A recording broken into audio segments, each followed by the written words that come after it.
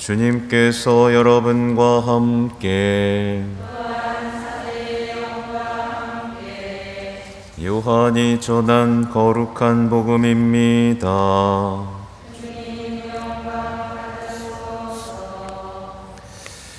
그때 많은 유다인이 마르타와 마리아를 그 오빠일 때문에 위로하러 와 있었다. 마르타는 예수님께서 오신다는 말을 듣고 그분을 맞으러 나가고, 마리아는 그냥 집에 앉아 있었다. 마르타가 예수님께 말하였다. 주님께서 여기에 계셨더라면 제 오빠가 죽지 않았을 것입니다. 그러나 하느님께서는 주님께서 청하시는 것은 무엇이나 들어주신다는 것을 저는 지금도 알고 있습니다. 예수님께서 마르타에게 내 오빠는 다시 살아날 것이다 하시니, 마르타가 마지막 날 부활 때에 오빠도 다시 살아나리라는 것을 알고 있습니다 하였다. 그러자 예수님께서 그에게 이르셨다.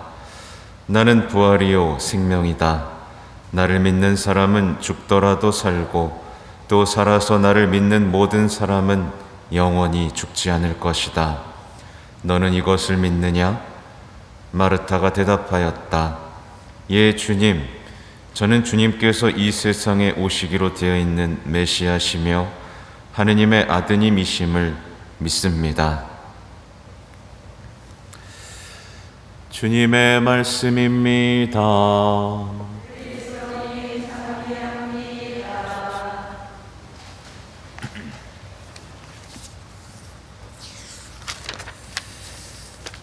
전미예수님, 네, 오늘은 성녀 마르타와 성녀 마리아와 성 라자로 기념일이죠. 작년부터 이렇게 바뀌었습니다. 알고 계시죠?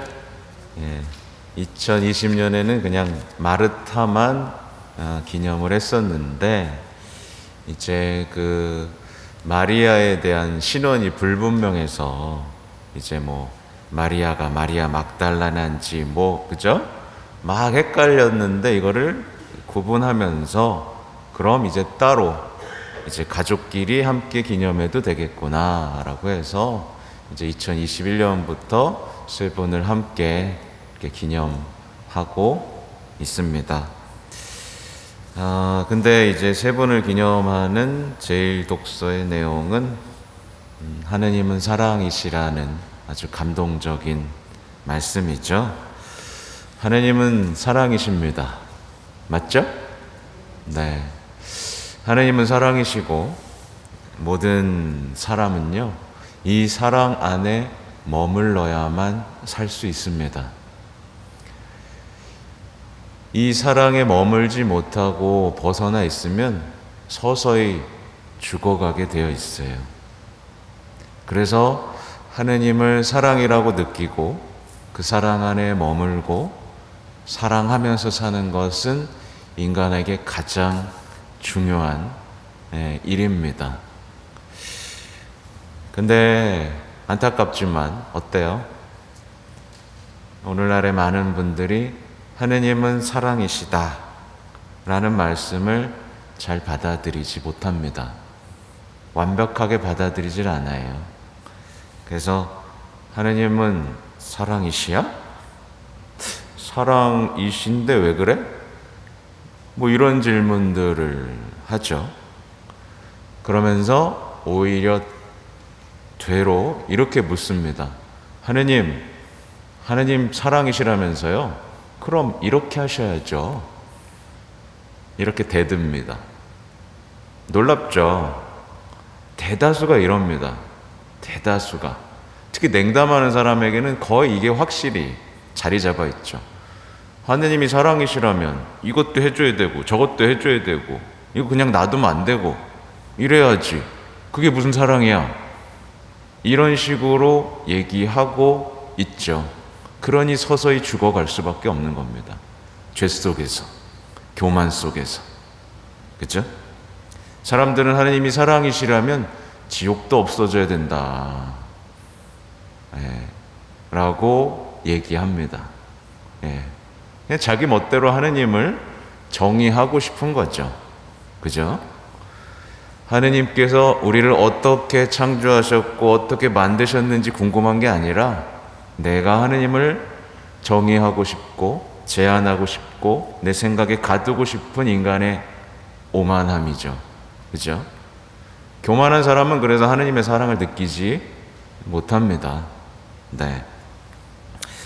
아무튼 그래서 생각보다 많은 사람들이 하느님의 사랑을 느끼지 못하고 머물지 못하고 사랑하지 못하면서 병들어가고 있죠. 하느님이 사랑이신 것을 의심하면 어떻게 될까요? 네. 우선 기도를 멈추게 되겠죠? 예, 기도를 멈추게 됩니다. 그리고 사랑을 포기하게 되겠죠? 예, 사랑을 하지 않습니다. 하나님의 사랑을 이해하지 못하는데 어떻게 그 사랑을 닮은 사랑을 하겠어요? 안 하죠. 네. 그때부터 이제 교만한 삶이 시작되죠. 그죠? 기도도 멈추고 사랑도 멈춥니다. 이미 믿음이 없는 상태고 희망도 없는 상태예요. 모든 것이 무너진 상태죠. 그 상태에서 이제 죄로 나아가게 되어 있습니다. 죄를 정당화하는 삶으로 나아가게 되어 있죠. 네. 그러니까 굉장히 중요해요. 하느님이 어떤 사랑을 하셨는지를 이해하지 못하면 사랑을 할 수 없게 되고, 네. 죄를 정당화하면서 정말 끔찍한 삶으로 나아가게 되어 있습니다. 네.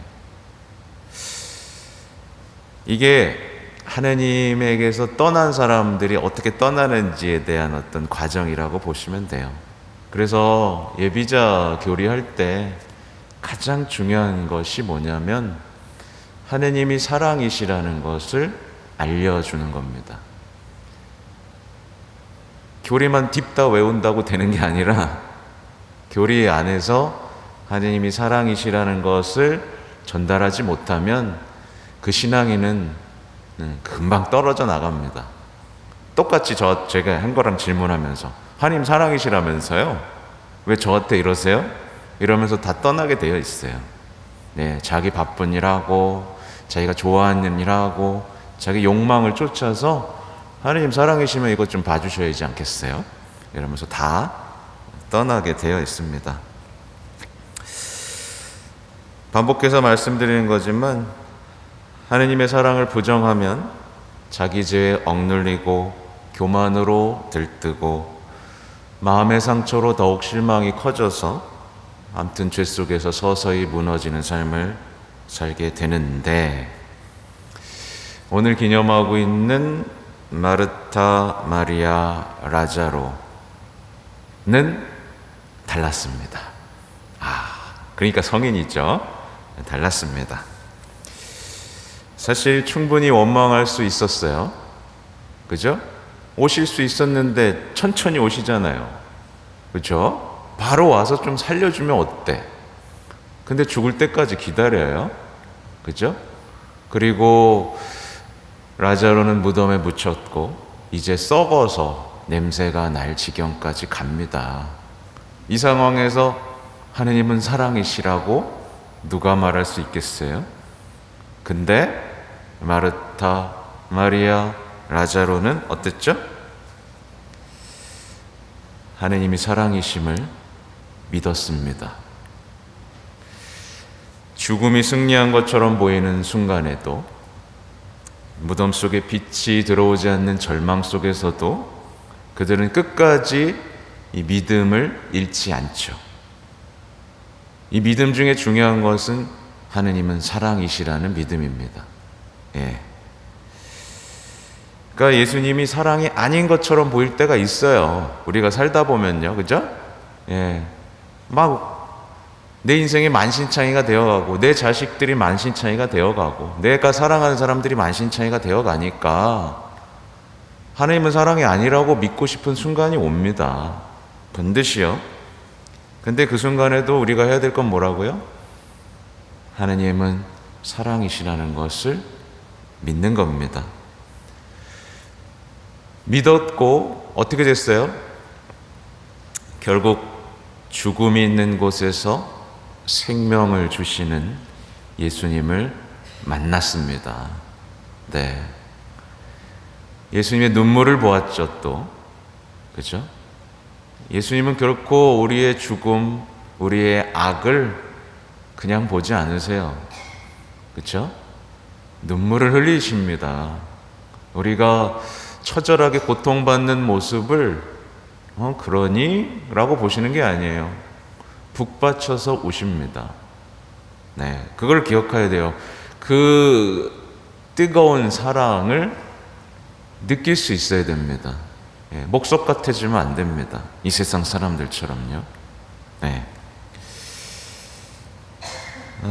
마르타가 오늘 복음에서 예수님께 말하죠. 주님께서 여기 계셨더라면 제 오빠가 죽지 않았을 것입니다. 원망이 섞여 있어요. 왜 빨리 안 오셨습니까? 오빠가 죽었지 않습니까?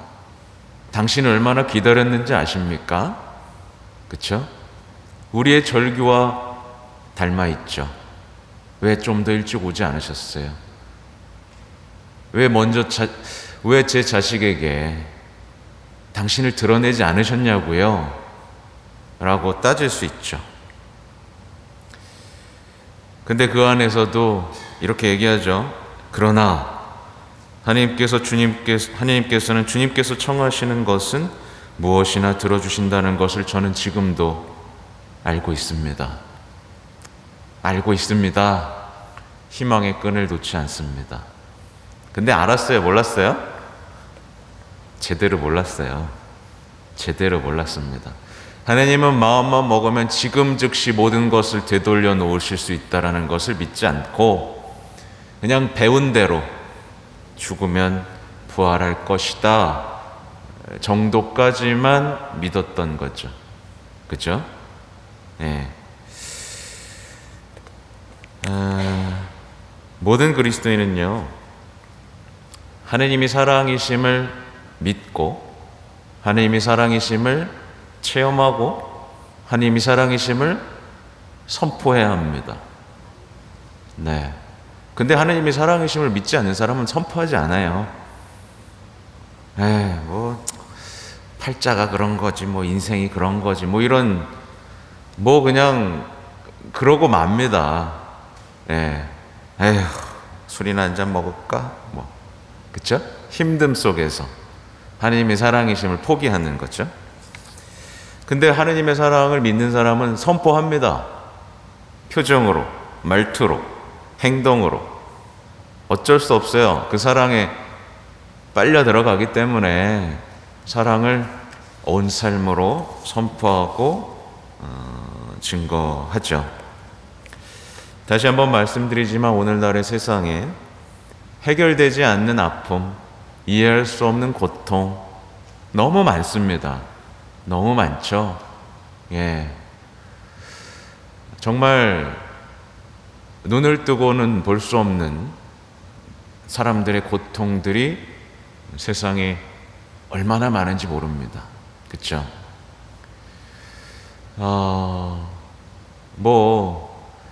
유럽에서 난민들 죽어가는 것만 봐도 그렇고 미국에서도 마찬가지죠. 얼마 전에 말씀을 드린지 모르겠지만 우리 세월호도 마찬가지고요. 그렇죠? 불치병으로 죽어가는 사람들도 마찬가지고요. 수없이 죽어가는 젊은이들도 마찬가지고요. 예, 유럽에서 아까 말씀드린 대로 난민들이 배가 침몰하고 있는데 사람들이 아무도 안 구해줬어요. 자기 영역이 아니라고. 그렇죠? 미국에서는 어땠어요? 사람들이 트레일러에서 열병으로 그냥 다 죽어버렸잖아요. 그죠? 이걸 우리가 어떻게 이해합니까? 그죠? 근데 예수님께서는 사랑이 없어서 그걸 그냥 두신 걸까요? 능력이 없어서? 그게 아니죠. 아직 완전한 사랑의 때, 그분의 영광을 드러낼 때가 아직 오지 않았을 뿐입니다. 맞죠? 예, 아직 안 온 것 뿐이에요. 우리는요, 예수님의 사랑을 이해하지 못한 것처럼, 예수님의 사랑이 승리하지 못한 것처럼 믿어서는 안 됩니다. 예수님의 사랑이 마치 무력하고 하느님이 무관심한 것처럼 한 맺혀서 신앙생활을 해서는 안 됩니다. 그렇죠? 아직 그 사랑을 완성할 때가 오지 않았을 뿐이에요. 우리가 시간 속에 있을 뿐입니다. 영원하신 분이 우리에게 시간을 주신 거잖아요. 그분에겐 시간이 없잖아요. 그냥 우리가 고통스러운 시간일 뿐입니다. 결국 모든 것은 사랑으로 완성될 것이고 사랑이 승리하는 때가 올 것이죠. 그때 사랑을 믿지 않았던 사람들, 사랑하지 않았던 사람들은 불행합니다.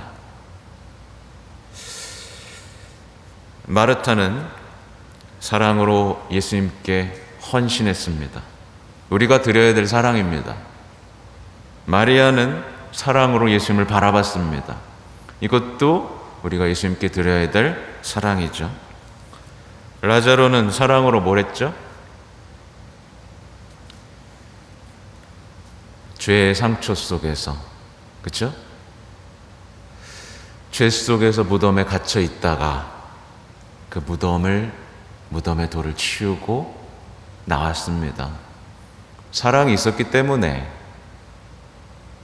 그러니까 우리가 해야 될 건 우리의 마음의 돌도 치워버려야 되는 거죠.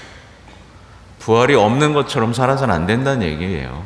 사랑한다면 죽음도 치워버리고 부활을 보여주신 예수님을 사랑한다면 부활이 없는 것처럼 살아서는 안 됩니다. 그죠? 그죠? 아무튼 이게 믿음을 지닌 신앙인의 삶이고 사랑이죠. 많은 분들이 신앙생활이 어렵다라고 말을 하면서 영성생활, 기도 이것에서 좌절감을 많이 느끼고 있어요. 실제로 이 33일간의 봉헌기도도 그렇고 그동안에 오랜 동안 기도해 오신 분들도 이런 좌절감 속에 많이 놓여 있어요. 그 이유는 단순합니다. 사랑 안에 머물다가 사랑을 만나야 되는 거예요. 이게 우리를 변화시킵니다. 그렇죠? 사랑 안에 머물고 사랑을 만나면 사랑이 됩니다. 근데 우리는 인간적인 것에 오염이 되는 바람에 어떤 계획과 전략으로 어떤 사람이 될 수 있다라고 생각하는 거예요. 그렇죠? 하나님이 사랑임을 느끼지 않더라도 할 수 있다라는 착각인 거죠. 그렇죠? 자신의 노력, 계획으로 어떤 사람이 될 수 있다라는 것은 그냥 불교의 믿음하고 다른 게 아니에요. 그죠? 우리는 노력과 계획으로 되는 게 아니라 그분 사랑 안에 머무르고 그분을 만나는 것으로 성인이 됩니다. 이걸 놓치면 아무리 노력해도 변화를 될 수가 없어요. 그래서 어제 저녁에 성무일도 이런 얘기가 나옵니다. 찬미가에 저지른 자기 죄에 억눌리거나 실없는 교만으로 들뜨지 말며 마음에 상처받아 실망하거나 자신의 오만으로 망하지 마세. 사랑 안에 머물지 못하는 사람은 죄에 억눌리고 교만으로 들뜨고 늘 상처받고 오만으로 계속 그 영성생활 중에 망합니다. 망합니다. 악마는 우리가 영성생활을 하느님의 사랑 안에 머물지 않는 채 영성생활을 하는 사람들에게 계속해서 공격을 합니다. 너값 것이 무슨 성인이 되겠다고. 너는 그 정도밖에 안 되는 사람이야. 너 해봐야 소용없어. 계속 어떤 좌절감을 맛보게 만들죠. 예, 사랑을 포기하게 만들죠. 그럼 우리 어떻게 해야 돼요? 전략을 바꿔야 됩니다. 악마와 싸울 수 있는 전략으로 바꿔야 됩니다. 그래서 제가 가장 안전하고 빠른 길 알려드리잖아요. 성모님, 그쵸? 악마를 짓밟고 있는, 악마가 가장 싫어하는 그래서 총사령관이신. 예. 아무튼 전쟁이에요. 우리는 전쟁 중에 정신을 바짝 차려야 됩니다. 영적인 어떤 삶을 시작하신 분은 그 삶이 단순히 어떤 수행이 아니라 전쟁이라는 것을 알아야 되고, 그 전쟁 중에 누구와 함께 있을 때 승리할 수 있는지를 잘 살펴봐야 됩니다. 그렇죠? 그래서 그 복음에도 나오잖아요. 탑을 세우려면, 그렇죠? 전쟁에 이기려면. 근데 다 주저앉아 버리잖아요. 승리 전략을 잘 짜면서 신앙생활을 하셔야만 합니다. 아무튼 특별히 오늘은 교만에 대한 얘기가 나오죠. 33일간의 봉헌 기도에서. 교만은 굉장히 무서워요. 네. 예를 들면 저한테도 교만이 계속해서 옵니다. 강론하고 나면 그래, 넌 참 강론을 잘했다. 넌 잘났어. 그래, 사람들이 좋아요를 많이 누른다. 예, 넌 남하고 달라. 라는 교만이 들어오겠죠? 그쵸? 예. 영성생활에서도 계속해서 교만은 들어옵니다. 예, 조금만 뭐 하면 잘났구나. 넌 남들하고 다르구나. 라는 생각들을 계속하게 만들어요. 매일 미사 나오면 어때요? 와, 난 매일 미사 나오는 사람이야. 34일간의 봉헌기도 끝나면 난 한 번 했어. 난 5번 했는데. 그쵸? 이런 교만은 수도 없이 들어옵니다. 그래서 예수님께서 공생을 하기 전에 유혹받으신 게 사실은 교만에 대한 물리침이었던 거예요. 근데 교만에 빠지면 어떻게 되는지 아세요? 죄가 안 보입니다, 이제. 교만에 빠지면 죄가 안 보여요. 교만은 악마에게서 왔잖아요. 그죠? 악마가 자기 죄 반성하는 거 보셨어요? 예, 무릎도 안 꿇습니다. 악마에겐 무릎이 없다 그러잖아요. 근데 예수님은 끝까지 섬기시죠. 작아지고 낮아지고 섬기죠. 자신이 뭐가 된 것처럼 말씀하지 않으셨어요. 성모님은 어때요? 완전히 감춰져 계시죠. 그렇죠? 그 겸손, 예수님의 겸손, 성모님의 겸손을 담지 않고 따르지 않으면 영성생활에서는 열매가 없다. 끊임없이 악마는 그 열매를 뺏어가려고 할 것이고, 그래서 우리가 해야 될 일은 겸손해야 된다는 겁니다. 사랑에 머물러 있어야 된다는 거죠. 아무튼 오늘도 승리하는 여러분이 되시기 바랍니다. 아멘.